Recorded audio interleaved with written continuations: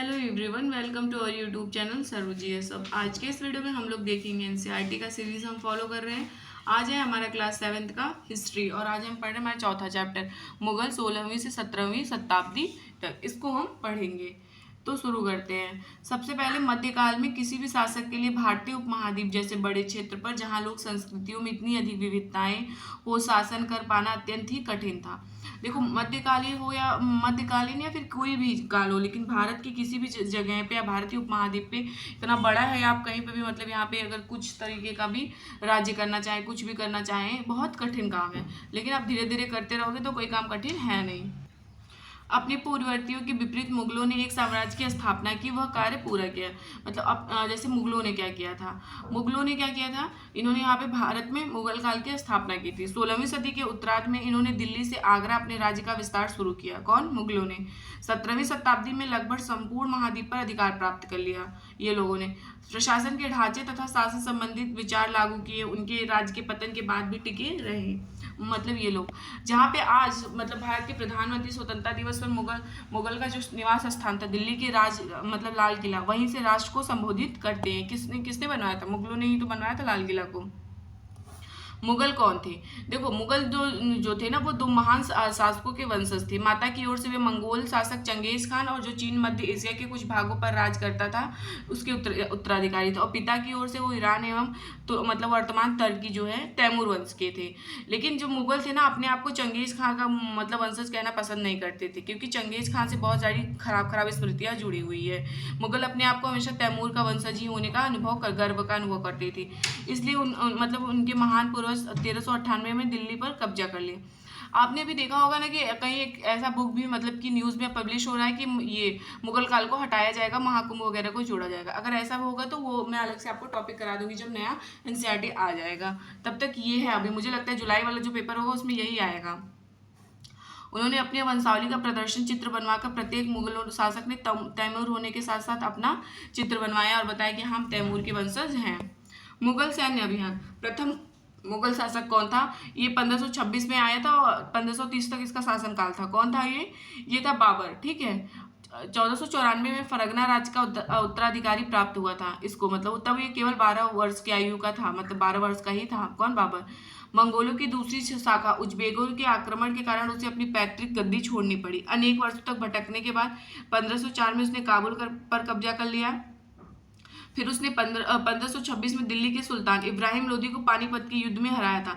आपसे पूछेगा पानीपत का प्रथम युद्ध किसके किसके बीच हुआ था? तो इब्राहिम लोदी और लोदी वंश का लास्ट शासक था इब्राहिम लोदी और बाबर के बीच में हुआ था 1526 में। ठीक है, ये चीज याद रखिएगा।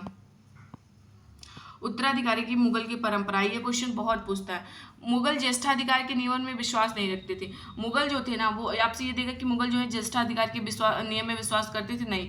मुगल जो थे वो ज्येष्ठाधिकार के नियम में विश्वास नहीं करते थे, जिसमें ज्येष्ठ पुत्र के पिता के राज्य का अधिकारी होता था। इसमें नहीं कि मतलब बड़ा बेटा जो है उसी को राजा बना देंगे, ऐसा नहीं। इसके विपरीत उत्तराधिकारी में शहादत या मुगल तैमूर वंशों की मतलब की प्रथा को अपनाते थे। शहादात, ये इसमें क्या होता था? जितना भी चीज होता था समस्त पुत्रों में विभाजन कर दिया जाता था, मतलब ये सारे पुत्रों को दे देते थे। मुगलों के अन्य शासकों के साथ संबंध। मुगलों ने उन शासकों का विरुद्ध लगातार अभियान किया जो उनकी सत्ता को स्वीकार करने से इनकार कर दिया। उनसे मतलब हमेशा लड़ाई करते रह गए, हमेशा। मुगलों और एक चीज और था, राजपूतों के साथ मुगलों की शादी है। जहांगीर की माँ जो थी कछवा की राजकुमारी थी, वह अंबर वर्तमान में जयपुर के राजपूत शासक पुत्री थी। शाहजहां की माँ एक राठौर राजकुमारी थी, वह मारवाड़ यानी जोधपुर के राजपूत की शासक की पुत्री थी। ठीक है, जहांगीर की माँ भी जिनको हम जोधा बेगम भी कहते हैं।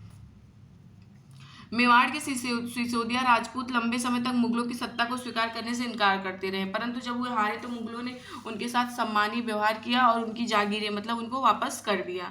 ये चीज़ याद रखिएगा।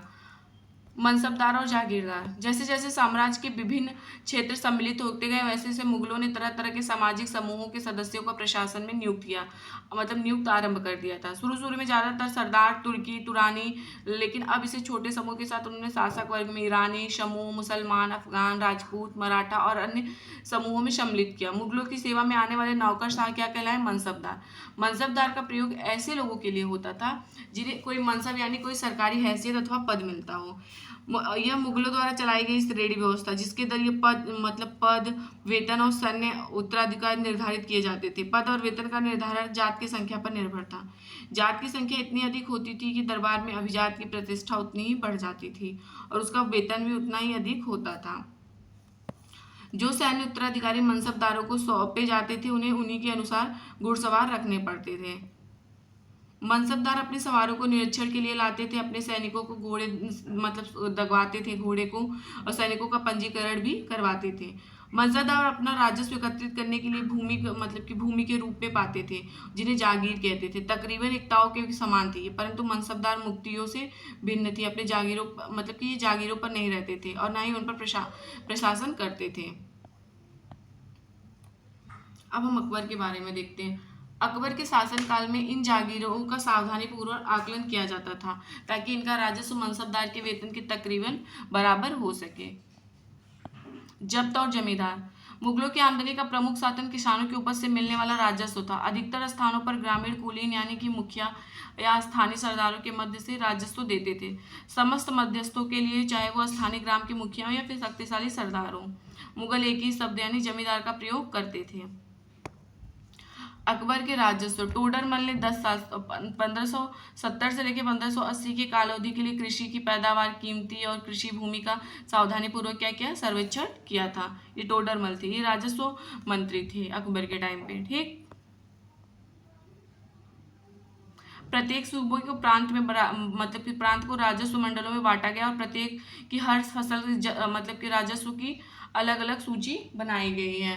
राजस्व प्राप्त करने की इस व्यवस्था को जब्त कहा जाता था। ठीक है, जब्त कहा जाता था इस व्यवस्था को, याद रखिएगा। अकबरनामा और आईन अकबरी।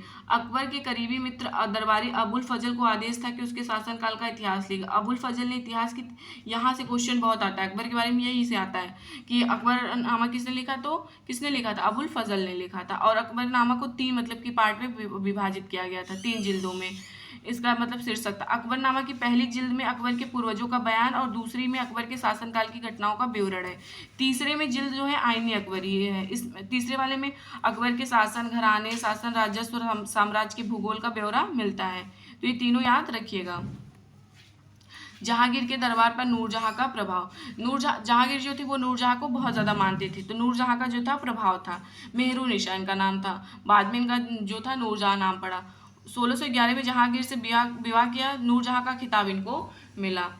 नूरजहां हमेशा जहांगीर के प्रांत में अत्यधिक वफादार रही है, उसके समय समय पर सहयोग देती है। नूरजहां के सम्मान में जहांगीर ने चांदी के सिक्के जारी करवाए थे नूरजहां के लिए। अकबर की सुलह कुल नीति। अकबर का सुलह कुल नीति जो था, उनके पुत्र जहांगीर ने इसका वर्णन किया है।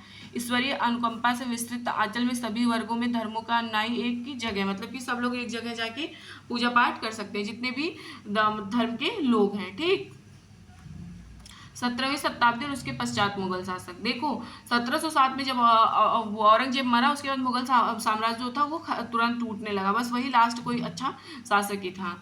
मुगल साम्राज्य की प्रशासनिक और सैनिक कुशलता के फलस्वरूप आर्थिक और वाणिज्यिक समृद्धि में वृद्धि हुई। विदेशी यात्रियों ने वैसा ही धनी देश बताया जैसा किस्से कहानी में हम सुनते थे। ठीक उसी तरह से